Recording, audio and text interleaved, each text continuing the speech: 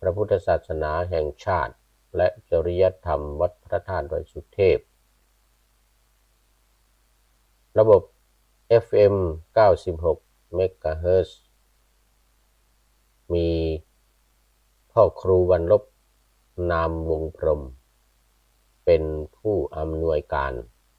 อาจารย์พระมหาประสิทธิ์ประสาธิโกเป็นหัวหน้าสถานีและอาตมาภาพพระครูปริยัติยานุศาสตร์เป็นผู้บรรยายเป็นประจำทุกคืนเวลา5 ทุ่มถึงเที่ยงคืนและสถานีวิทยุ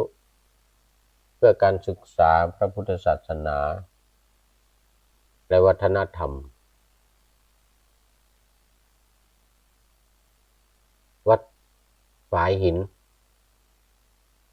ตำบลสุเทพอำเภอเมืองจังหวัดเชียงใหม่ระบบ FM 104.5 เมกะเฮิรตซ์โดยมี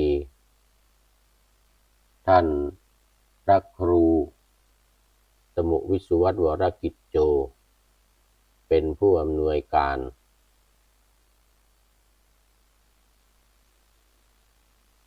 ออกอากาศในวันจันทร์ถึงวันศุกร์เวลา 8 นาฬิกาถึง 9 นาฬิกาวันนี้ก็เป็นวัน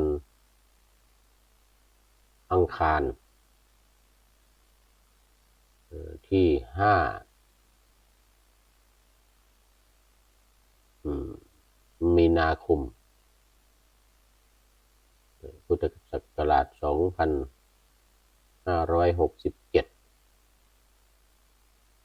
หรือ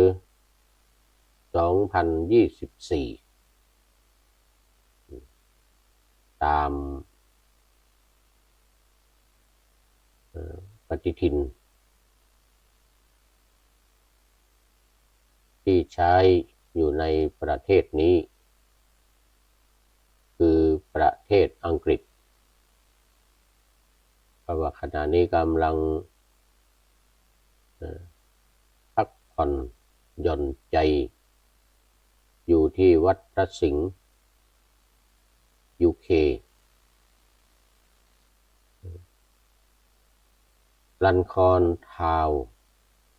ลิเวอร์พูลซิตี้ United Kingdom of England หรือสหราชอาณาจักรอังกฤษวันนี้ก็มีคุณโยมพอใจที่เป็นอยู่เข้ามาเป็นท่านแรกสาธุสาธุสาธุกราบนมัสการครับพระครูจารย์นี่ เป็นท่านแรกวันนี้สำหรับในประเทศอังกฤษนี่ก็คงไม่มีใครแล้ววันนี้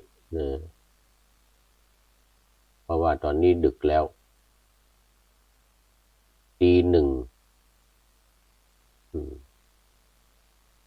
ตี 1 ตี 2นี่ก็พักผ่อนหลับนอนกันหมดแล้วผู้พูดเองนี่ก็พักผ่อนมาตื่นเอาตอนนาฬิกาปลุกเที่ยงคืน 45 เมื่อกี้นี้เนื่องจากว่าวันนี้เมื่อวานตอนเย็นเมื่อวานตอนบ่ายไปชมเมืองลิเวอร์พูลกับท่านธวัชชัยชยโสพโนท่านอ้ำหนึ่งใน พระธรรมทูตที่ประจำอยู่ที่วัดพระสิงห์แห่งนี้ซึ่งก็มีท่านพระครูศรีสิงหกิจวิเทศหรือท่านอาจารย์พระมหาธีรศักดิ์ธีระปัญโยเป็นประธานสงฆ์หรือเป็นเจ้าอาวาสที่เราเรียกกันว่าเป็นเจ้าอาวาสวัดพระสิงห์ยูเคแห่งนี้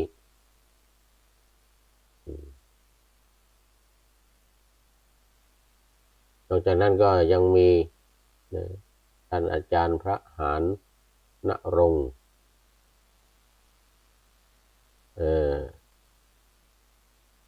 โสภณธรรมมูโอ้ว่าผิดมาหลายวัน ไม่ได้ดูท่านกายนี่ฉายาโสภณธรรมโมก็ที่ผ่านมาก็ว่าธรรมะโสภโนบ้างจิตตะโสภโนบ้าง ธรรมะโสภโนแล้วก็ยังมีท่านบดินเอกอติพัทโทและพระอภิรัตน์รัตนบันโน5 รูปด้วยกันจากวัดพระสิงห์หลวงอำเภอเมืองเชียงใหม่มาประจำเป็นพระธรรมทูตสายประเทศอังกฤษไอร์แลนด์นี่หมายถึงไอร์แลนด์เหนือนะไอร์แลนด์เหนือสกอตแลนด์เวลส์และอังกฤษ4 ประเทศนี้เป็นสายพระธรรมทูต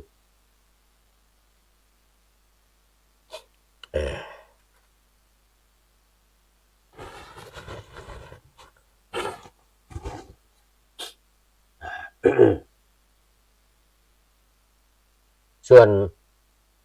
ไอร์แลนด์ใต้ที่อาตมาประจำอยู่ที่นั่นวัดพุทธมหาธาตุวิชิชทาวน์เมืองคอกเคาน์ตี้ประเทศสาธารณรัฐไอร์แลนด์ไอร์แลนด์ใต้นี่เขาเรียกว่าสาธารณรัฐไอร์แลนด์หรือ Republic of Ireland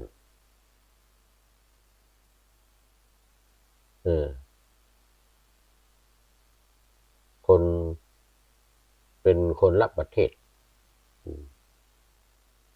เป็นคนละประเทศเวลาจะเข้าประเทศไอร์แลนด์นี่จะต้องมีวีซ่าคนที่นี่คนอังกฤษนี่จะเข้าไอร์แลนด์เนี่ยก็ต้องมีวีซ่าหมายถึงคนที่มาอยู่นี่นะอย่างพระธรรมทูตที่มาอยู่ประจำหรือชาวต่างประเทศนะชาวต่างประเทศที่มาอยู่ประจำที่นี่มีวีซ่า3 ปี5 ปี10 ปีหรือเขาเรียกว่าพาสปอร์ตราชการสีน้ำเงินพาสปอร์ตราชการสีน้ำเงิน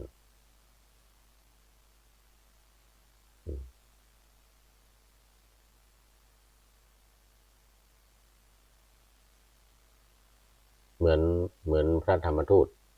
ที่เข้ามาอยู่ต้องขอวีซ่าต้องขอวีซ่าหรือมี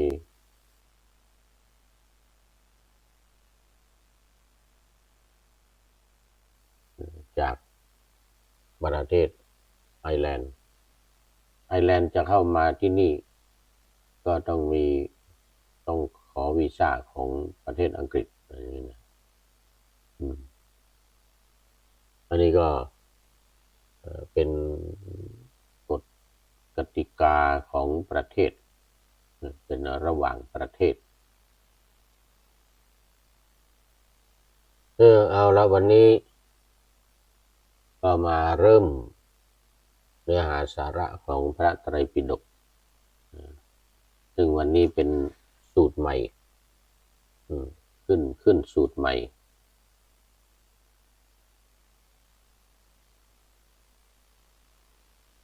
ที่จบไปเมื่อวานคือโกตมุขสูตรโกตมุขสูตรวันนี้เป็นจังกีสูตรเป็นสูตรที่5ว่าด้วยพราหมณ์ชื่อจังกียังอยู่ในพราหมณวรรคมัชฌิมปัญนาตมัชฌิมนิกายพระสุตตันตปิฎกเล่มที่13วันนี้มาถึงหน้าที่530ข้อ422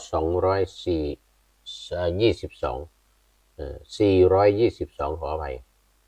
422จังกีสูตรนี่ก็พระผู้มีพระภาคเสด็จจาริกไปในแคว้นโกศลพร้อมกับภิกษุสงฆ์หมู่ใหญ่เสด็จถึงบ้านพราหมณ์ชื่อโอปาสาทะของชาวโกศลโอปาสาทะประทับอยู่ณป่าไม้สาละชื่อเทพวันเมืองเนี่ยโอปาสาทะแล้วก็ประทับอยู่ที่ป่าไม้ชื่อว่าเทพวันทางทิศเหนือแห่งบ้านพราหมณ์ชื่อโอปาสาทะสมัยนั้นแลพราหมณีชื่อจังกี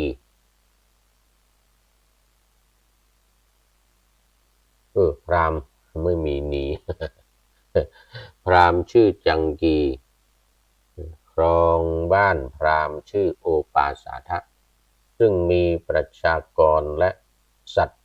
เลี้ยงมากมายมีพืชพันธุ์ธัญญาหารและน้ำหญ้าอุดมสมบูรณ์เป็น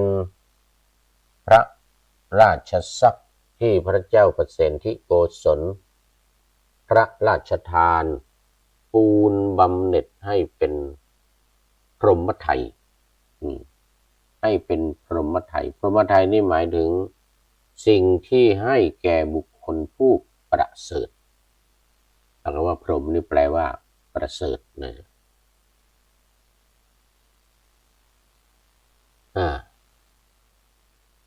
พรหมไทยหรือรางวัลนะรางวัลที่ประกอบด้วยอำนาจ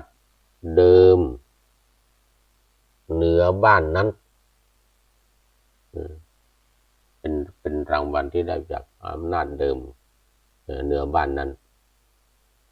พราหมณ์และขหบดีชาวบ้านโอปาสาทะได้ฟังข่าวว่าได้ยินว่าท่านพระสมณโคดม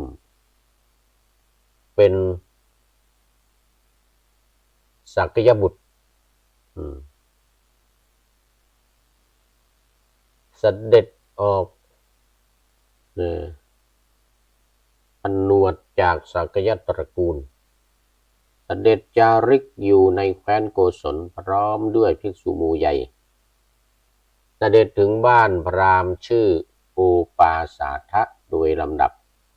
ประทับอยู่ณป่าไม้สาละชื่อเทพวันทางทิศเหนือแห่งบ้านพราหมณ์ชื่อโอปาสาทะท่านพระสมณโคดมนั้นก็มีกิตติศัพท์อันงามแผ่ไปอย่างนี้ว่าแม้เพราะเหตุนี้พระผู้มีพระภาคพระองค์นั้นเป็นพระอรหันต์ตรัสรู้ชอบด้วยพระองค์เอง เทียบพร้อมด้วยวิชาและจรณะเสด็จไปดีรู้แจ้งโลกเป็นสารถีผู้ฝึกบุรุษที่สมควรฝึกได้อย่างไม่มีใครยิ่งกว่าอย่างยอดเยี่ยมเป็นศาสดาของเทวดาและมนุษย์ทั้งหลายเป็นพระพุทธเจ้าเป็นพระผู้มีพระภาคนี่เหมือนกับที่เราเจริญพระพุทธมนต์สวดมนต์พระพุทธคุณนะว่ากันบ่อยๆว่าบ่อยๆอ่านบ่อยๆเราจะได้จำกันแม่อาตมาเองนี่ก็ถ้าไม่นึกลำดับทีละข้อทีละข้อนี่ก็ไม่จำเหมือนกันนะพุทธคุณ9พระพุทธคุณ9หรือนวหรคุณเนี่ยนะนวหรคุณตอนนี้พระครูโชติพัฒนากรพระครูโชติพัฒนากรทองอินโอ้สาธุสาธุกราบสาธุอยู่วัดป่าเหวลำพูนชัดเจนดีครับเหมือนกันนะสาธุสาธุอยู่ป่าเหวลำพูนนี่ใส่ไม้2 อันหนึ่งหมดไปแล้วนี่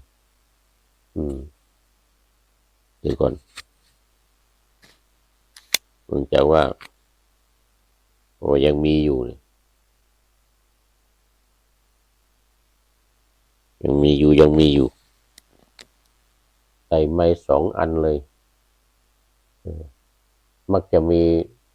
คอมเมนต์เข้ามาบ่อยว่าเสียงบันดังลุงหลวงพ่อพระครูโชติพัฒนากรโอ้สาธุครับผมขอบคุณมากชัดเจนดีมากนะทีนี้ก็ไมโครโฟน2 อันบางวันไม่ได้ใส่ลืมก็มีหลวงพ่อเสียงไม่ดังไม่มีเสียงเลยพูดไปเป็นจบไปรายการหนึ่งก็มีวันนั้นรู้สึกเป็นรายการธรรมทัศน์จบไปรายการหนึ่งหลวงพ่อมามีเสียงสักหน่อยว่าจบไปรายการหนึ่งเป็นว่ามันได้เอาไมค์มาเสียบประเดี๋ยวนี้มันเท่าแก่แล้วครับมันอายุนักแล้วเนี่ยอายุนักแล้วก็มันหลงลืมขอบคุณมากครับหลวงพ่ออันนี้ก็เป็นพุทธคุณนะนวหรคุณที่มีภาษาบาลีเริ่มต้นว่าอรหังแล้วก็สัมมาสัมพุทโธวิชาจรณะสัมปันโนสุขัตโตโลกวิทูนั่นแหละจนถึงภควาพุทโธภควาหลายท่านก็จำได้ดี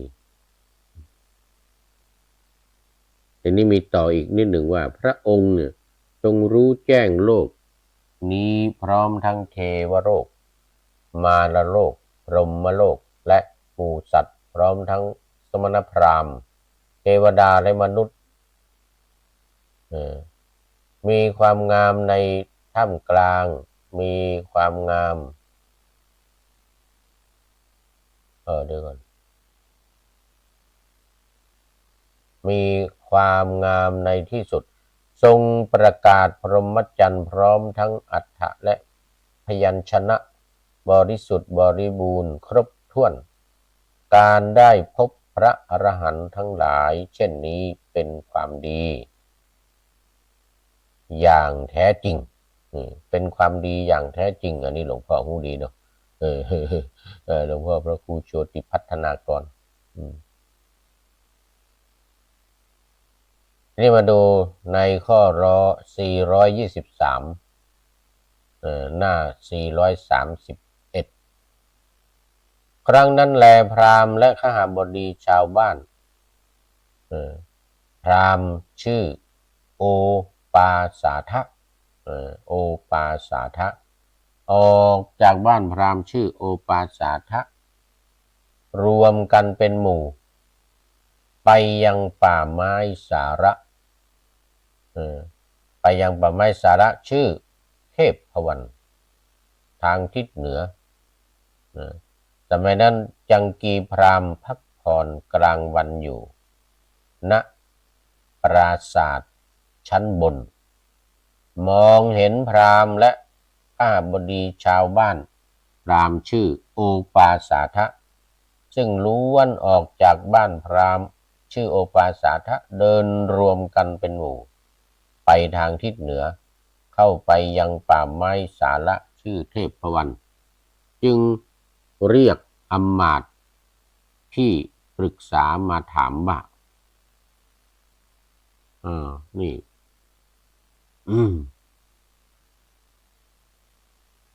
พ่ออำมาตย์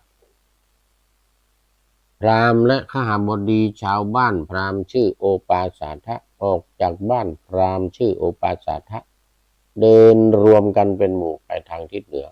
เข้าไปยังป่าไม้สาระชื่อเทพพวันทำไมกันทำไมกันไปทำไมกัน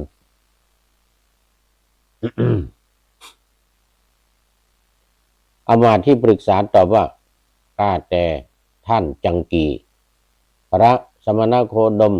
เป็นสักยบุตรเสด็จออกผนวดจากสักยตระกูลเสด็จจาริก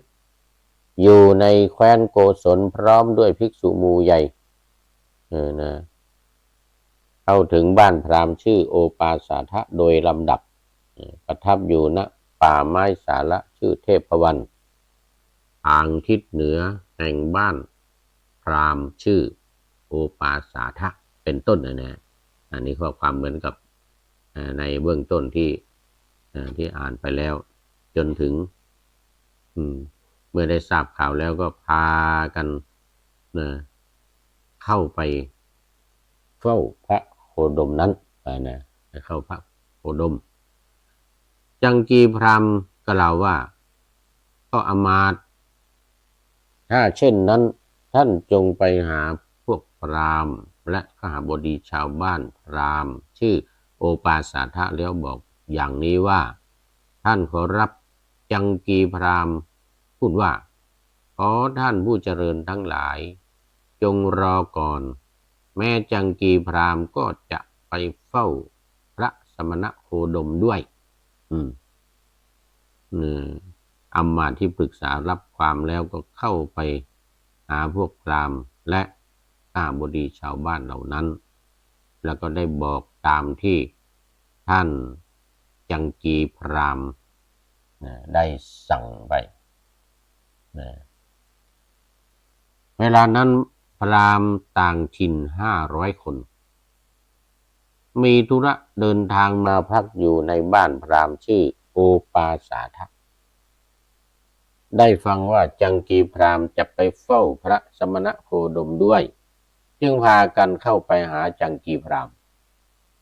ถึงที่อยู่แล้วถามว่าท่านจังกีพราหมณ์ท่านจังกีไปเข้าเฝ้าพระสมณโคดมจริงหรือพวกมีพราหมณ์อีก500นะจังกีพราหมณ์ก็ตอบว่าจริงเราคิดจะไปเฝ้าพระสมณโคดมพวกพราหมณ์ห้ามว่าท่านจังกีอย่าได้ไปเฝ้าพระสมณโคดมเลยท่านจังกีก็ไม่ควรไปเฝ้าพระสมณโคดมพระจังกีไม่ควรไปว่างั้นนะพระสมณโคดม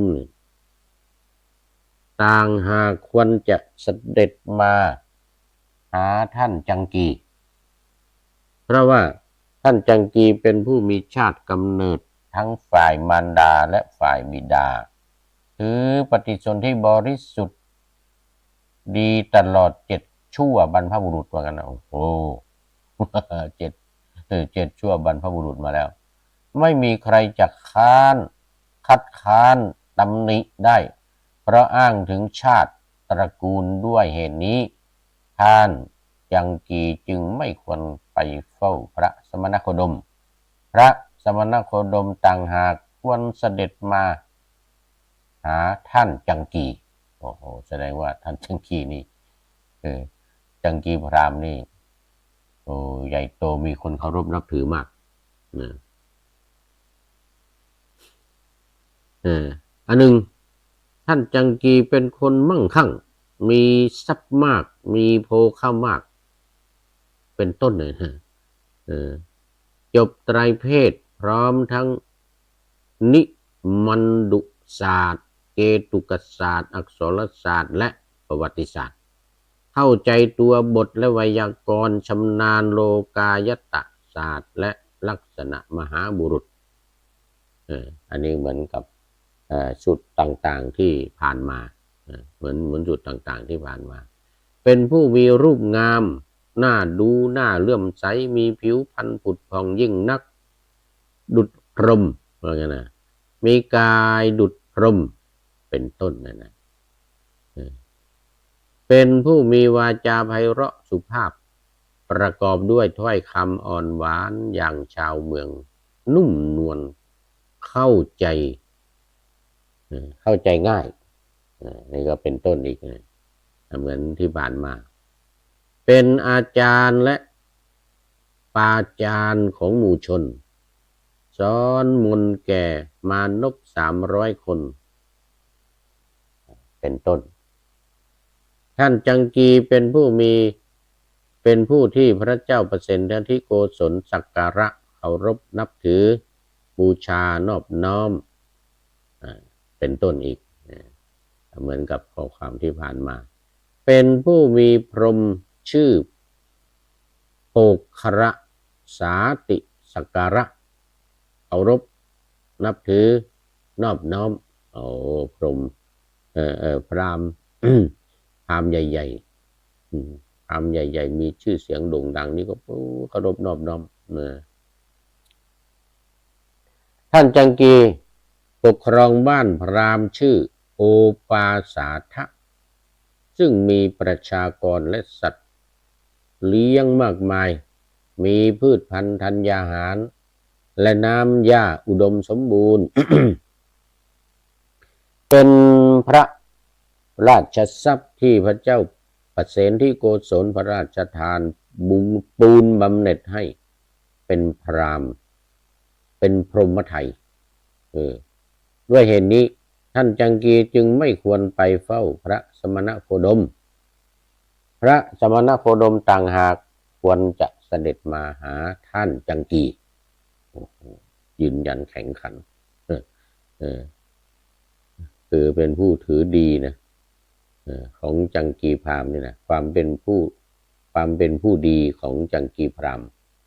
ได้รับการยกย่องขนาดหนักสรรเสริญตอนนี้เป็นตอนที่สรรเสริญคุณของพระพุทธเจ้าในข้อที่425เมื่อพวกพราหมณ์กล่าวอย่างนี้แล้วจังกีพราหมณ์ได้กล่าวว่าท่านทั้งหลายถ้าเช่นนั้นพวกท่านจงฟังเราบ้างว่าไงนะพวกท่านจงฟังเราบ้างเรานี่แหละควรไปเฝ้าพระสมณโคดมท่านพระโคดมไม่ควรเสด็จมาหาเราได้ทราบว่าท่านพระสมณโคดมทรงเป็นผู้มีพระชาติกำเนิดดีทั้งฝ่ายพระชนนีและฝ่ายพระชนกนะทรงถือปฏิสนธิบริสุทธิ์ดีตลอด7 ชั่วบรรพบุรุษไม่มีใครจะคัดค้านตำหนิได้เพราะอ้างถึงชาติตระกูลด้วยเหตุนี้ท่านพระโคดมจึงไม่ควรเสด็จมาหาเราต่างหากควรไปเฝ้าท่านพระโคดมนี่ก็เพราะ ท่านจังกีเนี่ยทราบดีว่าพระสมณโคดมเป็นเชื้อสายกษัตริย์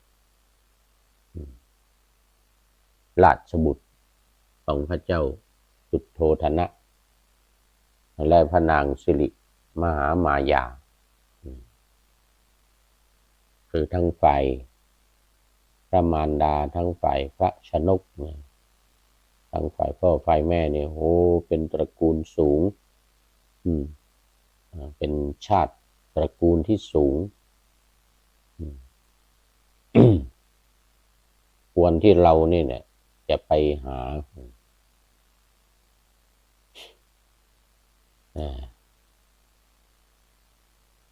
ท่านทั้งหลายได้ทราบว่าพระสมณโคดมเนี่ยสละเงินทองมากมายทั้งที่ฝังอยู่ในพื้นดินในอากาศผนวดแล้ว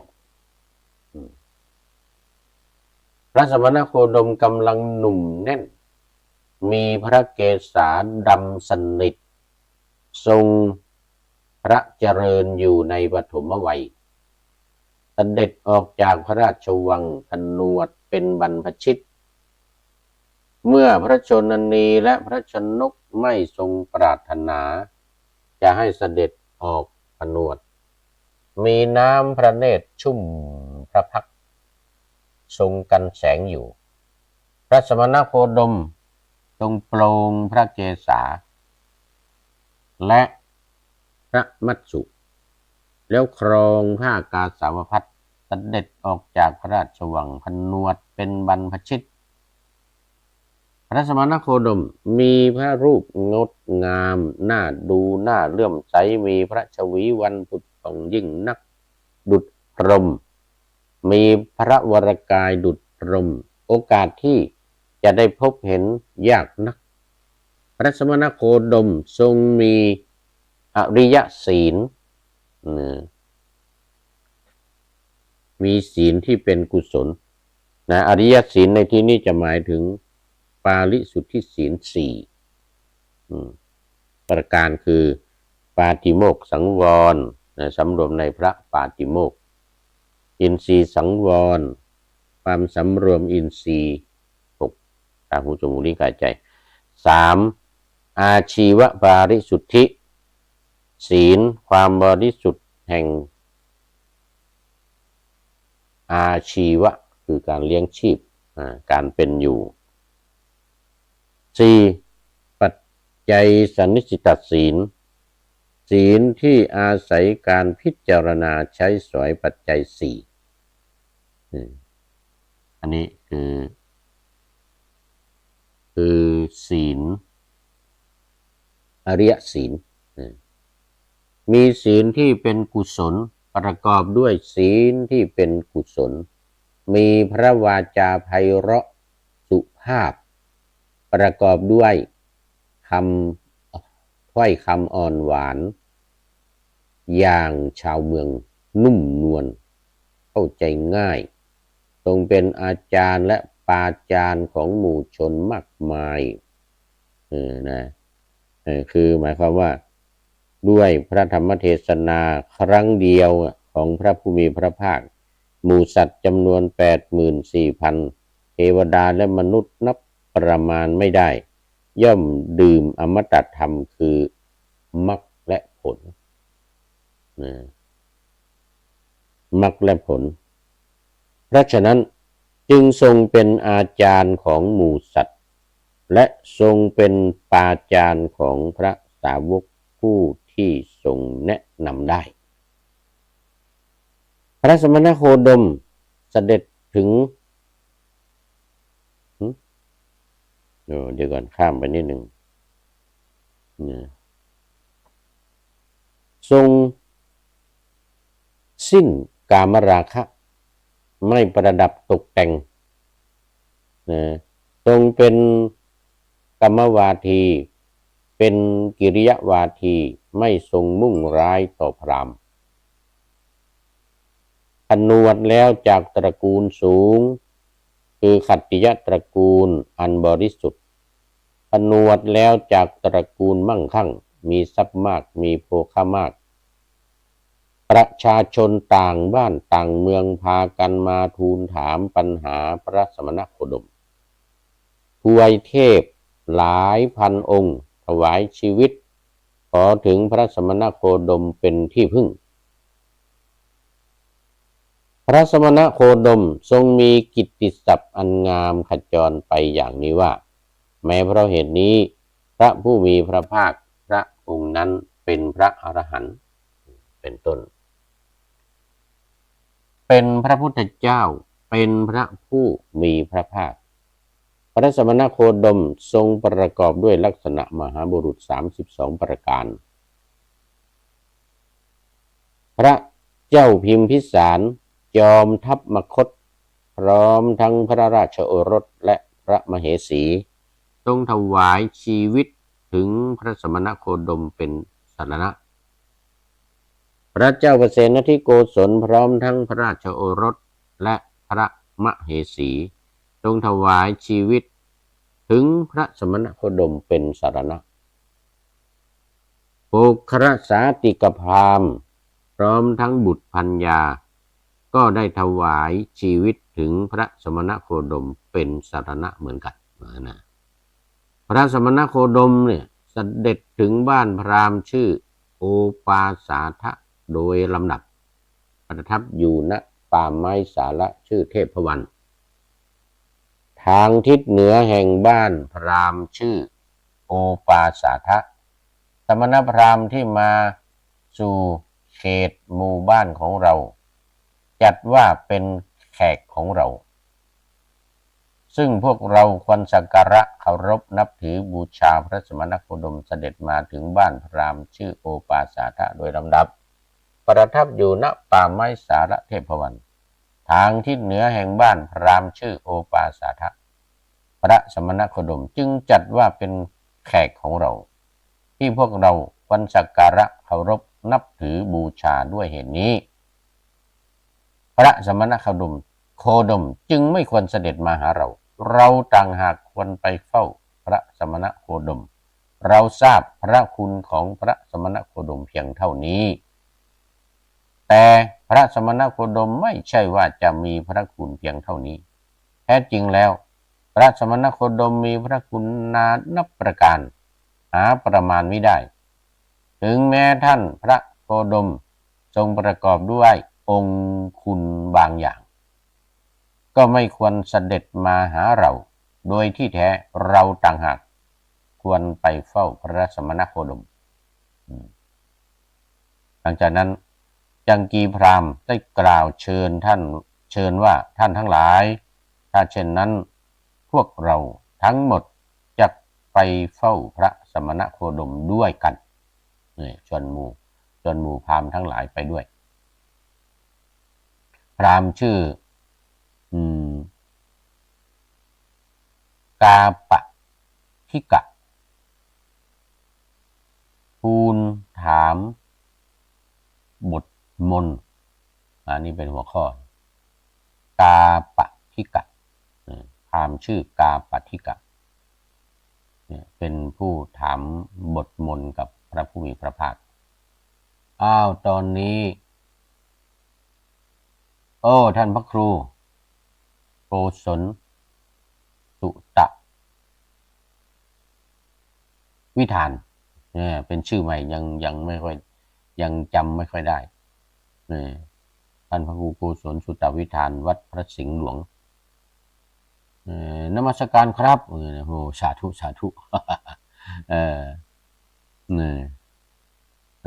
ท่านพระครูอีกท่านหนึ่งนี่ท่านพระครูวัดโชติพัฒนากรโชติพัฒนากรเมื่อกี้อ่านไปแล้วตอนนี้ตาชักจะไม่ขึ้นซะแล้ว ตีหนึ่งนะที่นี่นะตอนนี้ปรับเวลาของที่นี่พอได้บ้างแล้วเพราะว่ามัน3 เดือนกว่าแล้วท่ าหลัง3 เดือนกว่ามานี่ก็จะปรับเวลาได้เดี๋ยวต่อไปน่าจะไม่ได้จัดสดละนะในช่วงตี 1เนี่ยไม่ค่อยไหวแล้ว ยิ่งวันนี้เมื่อวานเนี่ยตอนเย็นไปเดินมามากเนี่ยไปเดินอยู่ในเมืองลิเวอร์พูลจะไม่ได้ไปดูฟุตบอลนะ ไม่ได้ไปดูฟุตบอลเมื่อวันเสาร์อาทิตย์ที่ผ่านมานี่โอ้มีคนไทยเราเนี่ยมากันเยอะมาชมฟุตบอลคือที่แข่งขันกันก็ชิงถ้วย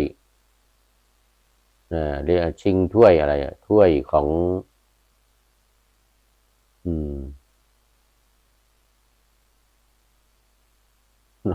ลืมมาใช่แล้วรู้กันทางเมืองไทยรู้กันหมดแล้ว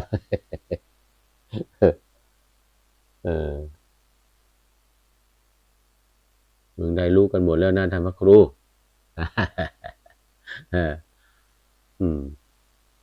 นี่มันหนังตาหย่อนก็เลยจำผิดถูกจำผิดถูกต้องขออภัยครั้งนั้นจังกีพราหมณ์พร้อมด้วยคณะพราหมณ์หมู่ใหญ่เข้าไปเฝ้าพระผู้มีพระภาคถึงที่ประทับในสนทนาปราศัยพอเป็นที่บันเทิงใจพอเป็นที่ระลึกถึงกันแล้วนั่งณที่สมควรสำนวนนี้ก็เหมือนกันสำนวนนี้ก็เป็นประจำน่าจะจำได้แต่ว่าก็จำไม่ได้สักทีเนี่ยทักทายปราศัยให้เป็นที่พอใจบันเทิงใจนี่นะเปรมใจบัวใส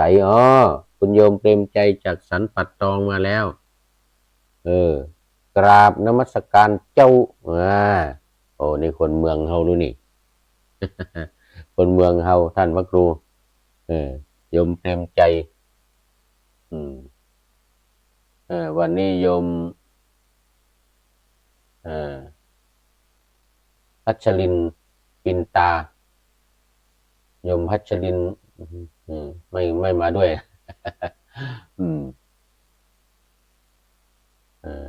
โยมแววน้องแวววันนี้ไม่มาด้วยอ้าวนะไหนแล้วนี่ถึงไหนแล้วสมัยนั้นพระผู้มีพระภาคประทับนั่งแล้วทรงปฏิสันฐานเรื่องบางเรื่องพอเป็นที่ระลึกกัน กับพราหมณ์ทั้งหลายผู้แก่เฒ่าสมัยนั้นมานพชื่อกาปทินักกาปทิกะยังเป็นหนุ่มโกนศีรษะ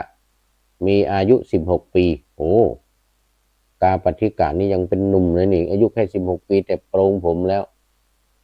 โยมเปรมใจ นับแต่เกิดมาลงผมตั้งแต่เกิดมาแล้วตั้งแต่เกิดมาเป็นผู้จบไตรเพศพร้อมทั้งนิมันดุศาสตร์เกตุกศาสตร์อักษรศาสตร์ประวัติศาสตร์ศาสตร์นี้ได้อธิบายไปหมดแล้วเป็นผู้เข้าใจด้วยบทและไวยากรณ์ชำนาญคัมภีร์โลกายตะและลักษณะมหาบุรุษนั่งอยู่ในบริษัทนั้นด้วยโอ้โหเขาได้พูดสอดขึ้นในระหว่างที่พราหมณ์ทั้งหลายผู้แก่เฒ่ากำลังสนทนากันอยู่กับพระผู้มีพระภาคนี่ตามปกตินี่คนหนุ่มคนน้อยคนอาวุโสน้อยอายุน้อยนี่นะเขาจะไม่แทรกแซงผู้ใหญ่ที่กำลังคุยกันนะแต่นี่อายุ16 อายุ16แค่นั้นเองท่านพระครูสอดขึ้นมาแล้วสอดขึ้นมาแล้วแสดงว่ากล้าหาญ